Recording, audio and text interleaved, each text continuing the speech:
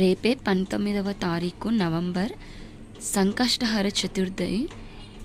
ఏదైనా కోరిక సంకల్పం చేసుకుంటే ఎలాంటి పని అయినా దిగ్విజయంగా అవ్వాలి అంటే రేపు వినాయకుడికి చక్కగా విగ్రహం ఉంటే కడుక్కొని బొట్లు పెట్టి పూజ చేయాలి.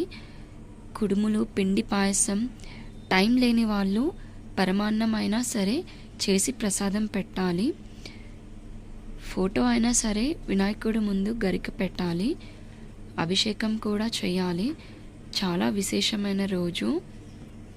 మీకు తీరని కోరిక ఏదైనా ఉంటే, అంటే డబ్బులు వచ్చేటివి ఉంటే రాకపోయినా, ఎలాంటి సంకటాలు లేకుండా కోరికలు అయితే సిద్ధిస్తాయి. తప్పకుండా మీకు తీరని కోరిక ఏదైనా ఉంటే చక్కగా పూజ చేసి మంచిగా దండం పెట్టుకోండి, తప్పకుండా నెరవేరుతాయి. ఇది నేను లాస్ట్ ఇయర్ చేశాను కార్తీక మాసంలో. నాకైతే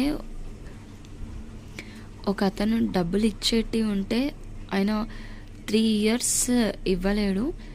తర్వాత ఈ పూజ చేసినాక 2 monthsలో ఆయన డబ్బులు ఇచ్చేశాడు. ఇది నా ఎక్స్పీరియన్స్ తోటి చెప్తున్నాను. మీరు కూడా పూజ చేసుకొని తప్పకుండా మొక్కుకోండి. మీ కోరిక ఏదైతే ఉంటుందో తప్పకుండా నెరవేరుతుంది. Thank you friends. Give a like, share, subscribe, comment. Like చేయడం మాత్రం మర్చిపోకండి ప్లీజ్.